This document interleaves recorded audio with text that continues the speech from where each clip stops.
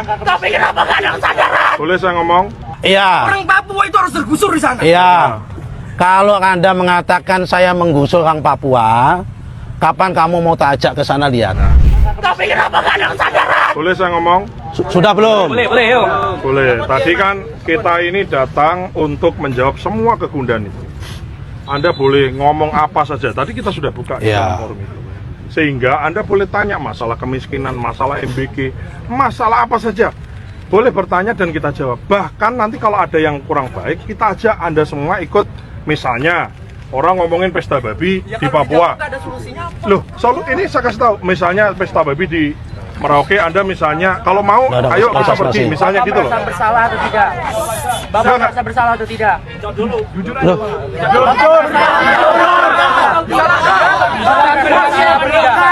sebentar Mas.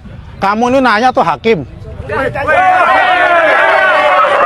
Loh, kok malah kamu nanya tuh hakim? Nggak bisa begitu, Mas. Sampean mahasiswa, saya pernah mahasiswa. Kita item-itemnya, ayo kita bedah bersama-sama. Kalian merasa bersalah atau tidak? Untuk apa? Salah Untuk apa? apa tidak merasa bersalah berarti? Loh, semua orang, sebentar, semua orang punya salah. Iya atau tidak? Atau tidak? Semua orang punya salah. Semua orang punya salah. Sampean dulu mahasiswa. Iya, Sampean dulu santri. iya. Sampai sekarang santri, kenapa? Saya menjadi santri paling malu ketika melihat Pak Nusron sebagai santri. Oh, apa-apa. Wih, saya apa-apa. 1.000 hektar. Apa? Habis. Apa? Maksud estate. Apa? Berapa? Bayangkan. Berapa? Ratusan ribu hektar. Iya, di mana? Ya, di mana? Di mana? Kita lihat. Ya di mana? Di mana? Lihat saja tata ruang itu. Hah? Siapa yang menentukan tata ruang itu? Bapak kan? Ya. Bayangin, Pak. Iya. Orang Papua itu harus tergusur di sana. Iya. Wes. Tangan lu geteh toh di sini. Udah. Oke, saya boleh jawab Pak Menteri? Gini. Boleh. Gini aja. Koordinatornya siapa Anda? Anda koordinator. Saya boleh gantian? Yang paling afdol itu kalimatul adli indah sultan. Iya. Sekarang gini, Mas. Kalau Anda mengatakan saya menggusur orang Papua, kapan kamu mau tak ajak ke sana lihat? Nah, boleh. Ngapain? Loh, lihat yang saya gusur siapa? Loh, sebentar. Justru saya menyampaikan faktanya. Yang saya gusur siapa? Kalau nggak nonton gak usah jawab. Loh. Mereka penjajah, Pak. Berarti, Mereka punya rumah. berarti gini loh. Makanya, Memaksakan itu. kok memaksakan sekarang? Inflasi pangan di Papua itu 5% lebih tinggi daripada inflasi nasional. Itu Pak bilang solusi. saya kasih solusinya. Itu solusi. Makanya gini.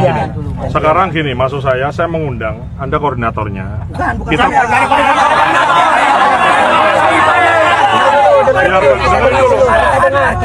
sebentar, maksud saya Anda koordinatori siapa mau volunteer kita pergi ke Merauke. Perlu. Gimana? Loh.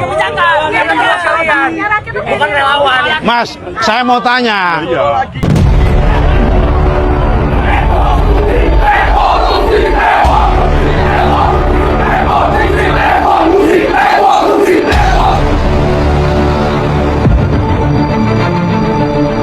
Wow, dulu padahal Budiman Sujatmiko itu sebagai ikon ya, ikon perlawanan lah. Dan bahkan juga mahasiswa pada waktu lalu itu mengeluh-ngeluhkan, memuji-muji Budiman Sujatmiko ya, dikarenakan perlawanannya pada Orde Baru. Bahkan banyak sekali mahasiswa itu yang tergerak gara-gara Budiman Sujatmiko yang pada saat lalu menyuarakan terkait penurunan Pak Soeharto. Ya, memang pada waktu lalu itu Budiman Sujatmiko sebagai ikon perlawanan Orde Baru lah, bisa dikatakan demikian. Dikarenakan pada waktu lalu juga pernah menjadi tahanan politik pada era Orde Baru dan lain sebagainya, dan akhirnya membuat nama Budiman Sujatmiko itu kembali dielu-elukan oleh mahasiswa. Tapi saat ini sudah berbeda. Ketika Budiman Sujatmiko yang pada waktu lalu mengkritik Pak Prabowo secara keras, mengkritik apapun yang dilakukan oleh Pak Prabowo, di mana Pak Prabowo pada waktu lalu disinyalir juga sebagai dalang dan lain sebagainya lah. Ya, konon katanya seperti itu. Tetapi tiba-tiba Budiman Sujatmiko mendukung pemerintahan Pak Prabowo dan bahkan sekarang memuji-muji Pak Prabowo. Ini kan sangat aneh sekali, sangat lucu sekali. Makanya mahasiswa di sini juga tidak tinggal diam ketika Budiman Sujatmiko memberikan memang orasinya lah di panggung yang di sini banyak mahasiswa-mahasiswa bahkan ditolak, menurut saya sangat masuk akal sekali. Ucapan Budiman Sujatmiko saat ini sudah tidak relevan dengan apa yang pernah diungkapkan pada waktu lalu. Dulu membenci, sekarang memuji-muji. Ini kan juga sangat aneh sekali. Di mana juga kebijakan-kebijakan Pak Prabowo yang dirasa itu sangat wow sekali, sangat menghambur-hamburkan APBN, terlebih makan bergizi gratis. Seharusnya membuatkan apa dulu? Membuatkan pengawasan dulu lah sebelum makan bergizi gratis ini dilaksanakan. Bayangkan anggaran yang sangat besar sekali loh. Seharusnya kan melibatkan kejaksaan, melibatkan KPK, melibatkan ombudsman, melibatkan semuanya lah di situ. Tetapi bagaimana bisa ketika makan bergizi gratis di situ banyak yang terlibat, ada politikus terlibat, ada partai politik terlibat, ada yayasan Polri, TNI terlibat. Makanya di sini akhirnya banyak yang kemungkinan ya tanda kutip tidak berani untuk melakukan pengawasan dikarenakan banyak sekali terlibat ya. Partai politik terlibat, yayasan ini itu terlibat lah, intinya seperti itu. Jadi ini juga harus dievaluasi total lah makan bergizi gratis. Yang kedua, KDMP, program KDMP juga terbukti lah ini sangat pemborosan sekali anggaran, di mana pada waktu lalu itu Pak Prabowo melakukan efisiensi bagus sekali, efisiensi itu bagus, tetapi pelaksanaan KDMP dan makan bergizi gratis ini menurut saya hanya dimanfaatkan oleh segelintir orang saja yang mendapatkan cuan. Bayangkan, seharusnya makan bergizi gratis ini bisa tepat sasaran ke siswa-siswa yang membutuhkan benar-benar makanannya bergizi. Tetapi ya Anda tahu sendirilah, ini kan juga sangat bagus sekali. Tetapi Budiman Sujatmiko malah memuji-muji setinggi langit Pak Prabowo. Seharusnya kalau Budiman Sujatmiko datang di arena mahasiswa, seharusnya mendengarkan. Lebih baik mendengarkan daripada orasi-orasi seperti ini ya, mendengar. Bukan sesi tanya jawab, mendengar aspirasi. Karena kan Budiman Sujatmiko berada di pemerintahan. Jadi menurut saya mendengar aspirasi saja, bukan malah memberikan ya yang seperti inilah, pencitraan lah dan lain sebagainya. Menurut saya masyarakat sudah cerdas kok saat ini. Apalagi ini mahasiswa ya, mahasiswa pastinya sudah sering sekali melihat berita, pemberitaan A, B, C, dan E, dan lain sebagainya. Menurut saya program-program dari Pak Prabowo sangat keren-keren, bagus-bagus, tetapi itu tidak diimbangi dengan pengawasan. Akhirnya terkesan pemborosan, akhirnya terkesan menghambur-hamburkan anggaran. Ya, yang saya lihat juga demikian. Ini dikomentari oleh Gun Romli ya, kampus kok dijadikan panggung pencitraan menteri, dosen dan mahasiswa, tidak dilibatkan, ibaratnya ada yang datang ke rumahmu, ngomong seenaknya, tuan. Halo teman-teman, jumpa bersama saya di Politik Dangi ya. Ini menarik sekali teman-teman. Kalau kita melihat bagaimana sebuah acara diskusi ya bersama dengan para menteri dan mahasiswa-mahasiswa di UGM ya. Ya, menteri-menterinya ini ada Nusron Wahid, kemudian ada Budiman Sujatmiko teman-teman ya, beberapa waktu yang lalu. Namun di tengah-tengah acara ya berlangsung ya, ada sekelompok mahasiswa UGM yang kemudian ya membubarkan diskusi tersebut ya, dan akhirnya kan ricuh teman-teman dan sebagainya. Dan kemudian bagaimana kalau kita melihat di tempat yang lain teman-teman ya, bagaimana Nusron ini malah berdebat dengan mahasiswa ya. Ini menurut saya sangat luar biasa ya, bagaimana Nusron berdebat dengan mahasiswa di tengah-tengah ribuan mahasiswa teman-teman.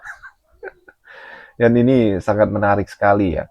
Tuntutan mahasiswa ya tentunya tidak terlepas dari bagaimana dinamika situasi saat ini ya, ekonomi ya kan, dolar menaik, bagaimana isu film dokumenter Pesta Babi yang ada di Papua dan sebagainya teman. Dia tuntutan-tuntutan masyarakat mahasiswa ini kemudian disampaikan kepada Nusron ya. Saya yakin Nusron ketar-ketir sih. Karena sedang berada di tengah-tengah mahasiswa yang sangat kritis teman-teman. Dan menurut saya ini sangat baik ya. Kita lihat bahwa mahasiswa UGM ini ya sangat kritis teman-teman ya.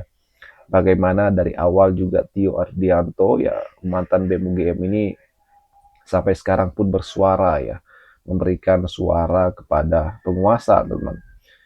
Dan beberapa waktu yang lalu juga kalau kita melihat ya, turun ya beberapa banyaklah mahasiswa memberikan ya mendemo ya teman, memberikan aspirasi mereka kepada pemerintah ya, dan memberikan aspirasi mereka, tuntutan mereka ya. Saya rasa teman-teman bahwa kemudian inilah wajah demokrasi yang sangat bagus ya kan. Kenapa? Karena mahasiswa memberikan ya, dengan berani memberikan suara mereka teman, menyampaikan aspirasi mereka. Nah, di sisi lain, bagaimana Gibran kemudian ya, bertemu dengan perwakilan mahasiswa. Namun, ya sayangnya bahwa mahasiswa yang ditemui Gibran malah bukan dari UGM ataupun UI. Bagaimana menurut kalian?